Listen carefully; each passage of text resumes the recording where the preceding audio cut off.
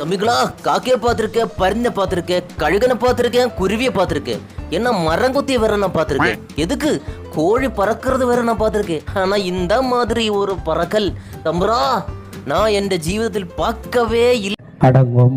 ഇവിടുന്ന് ചാടി മുകളിലോട്ട് പോയതിരിക്കട്ട് അവിടെ 5 സെക്കൻഡ് അങ്ങ് പ്രതിഷ്ഠ പിടിച്ചങ്ങ് നിൽക്കുകയാണ് നണ്ണൻ. എന്റെ തമ്പുരാട്ടി ചെയ്യുന്നതിലൊന്നും കുഴപ്പമില്ല, പറയുന്നവർക്കാണ് കുറ്റം മൊത്തം. വിശക്കുമ്പോഴും നമ്മളെ പോലത്തെ സാധാരണക്കാര് ചോറാണ് മുണുങ്ങണേന്ന്. പക്ഷെ ഇവരെ പോലത്തെ തെറുപ്പന്മാര് 3 നേരം മൃഷ്ടാന ഹൈഡ്രജമ്പിലും മീൻകറിയിലും മുക്കി കുഴച്ചരിക അടിച്ച് കയറ്റണേന്ന്. അല്ലാതെ പിന്നെ എങ്ങനെയുടെ ഇതേപോലെയൊക്കെ പറന്നടിച്ച് അടക്കാൻ പറ്റും. ഓക്കെ, എന്തോ ഒരു സാധനം അണ്ണന്മാര് കാലിൻ്റെ ഇടയിൽ നിന്ന് എടുക്കുകയാണ്. എടുത്തതിന് ശേഷം ഓക്കെ, അവിടെ നിന്നിട്ട് തന്നെ ചാടയാണ്. വീണ്ടും താഴെ ഇറങ്ങിയിട്ടില്ല. 52 മിനിറ്റ് കഴിഞ്ഞപ്പോഴത്തേക്കാണ് അണ്ണന്മാര് താഴെ ഇറങ്ങണത്. അമ്മമാര് ചത്ത്, അത് വേറെ കേസ്.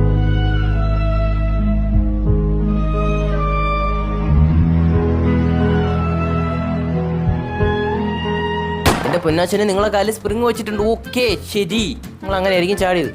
എന്നാലും എയറിലെങ്ങനെ ഇത്രയും നേരം ഒഴുകി അങ്ങ് നടക്കണമെന്നാണ് ഞാൻ ആലോചിക്കുന്നത്. അപ്പോൾ കൺഫേം ആയിട്ടും ഇവര് തിന്നത് ഹൈഡ്രജൻ ബലൂൺ തന്നെ. ഇതെല്ലാമേ ഞാൻ പാത്തിരിക്കൻ. എന്റെ അമ്മോ, ആസിഫ് ബാക്കിലോട്ടൊരു സാട്ടൻ സാടറ. ആസിഫ് ഡേയ് ഡേയ് ഡേയ് ആസിഫ് ഡേയ്. സത്യം പറയണ നിങ്ങളല്ലേണ റിമോട്ടിലോടുന്ന ഹെലികോപ്റ്റർ. വെയിറ്റ്ലെസ് ആണല്ലേ യാശായ്, ഒരു വെയിറ്റിംഗ് കാണൂല. ഇങ്ങനെയാണെന്നുണ്ടെങ്കിൽ പാസ്പോർട്ടിന്റെ ഒന്നും ആവശ്യമില്ല. അണ്ണനെ അടുത്ത രാജ്യത്തോട്ട് ഇങ്ങനെ ഒരു കാറ്റടിക്കുമ്പോഴത്തേക്കും കയറി അങ്ങ് നിന്ന് കൊടുത്ത.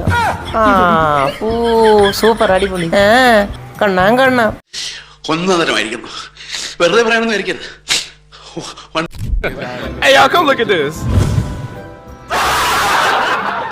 എത്ര കരണം കുത്തിയാണെന്ന് നോക്കണം. ആ ബൈക്കിൽ ചെന്ന് വീണ് തന്നെ.